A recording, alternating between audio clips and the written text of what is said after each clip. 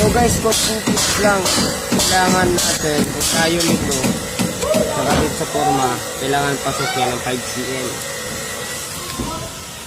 Yan. Kita natin sa 5 cm siya. Hello guys, mag-special tayo na rebar natin sa slab A. Ang gamit namin dito ay 12 mm diameter bar. Tapos yung spacing namin is 15. Yan yung 15. Hello guys, mag-special tayo na rebar natin sa slab A. Ang gamit namin dito ay 12 mm diameter bar. Tapos yung spacing namin is 15. Yan yung 15. Guys, nagpapauti tayo ngayon kasi bukas kailangan may kasana itong mga karkas natin.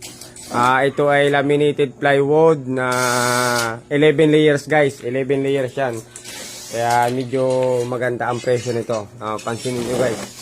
Hello guys, bago tayo magbuhos ng slab, proper inspection muna. Tapos ngayon, nagpapalinis tayo ng slab.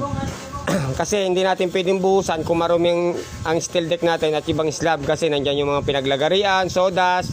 Ito guys, pintor ito. Ang pangalan niyan ay si Putoy.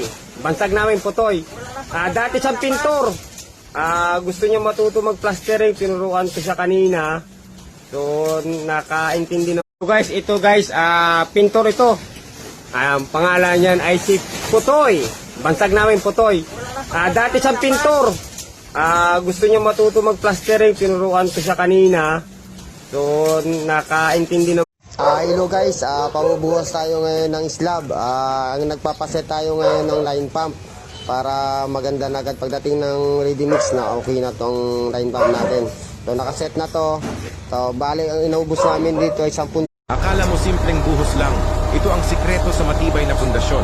Para saan ang mga sample ng semento na kinukuha sa construction? Alam mo ba kung bakit kumukuha ng sample ng fresh concrete sa isang construction? Ito ang tinatawag na akala mo simpleng buhos lang. Ito ang sikreto sa matibay na pundasyon.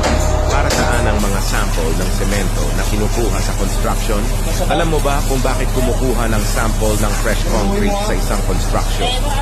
Ito ang tinatawag na Hello guys, itong ginagawa namin para ito sa poste ng 2-story building. 3, Bakit nga ba 4, 5, ang inilabas ni Istaan ay 12 pieces na 20 mm para lang sa 2-story residential?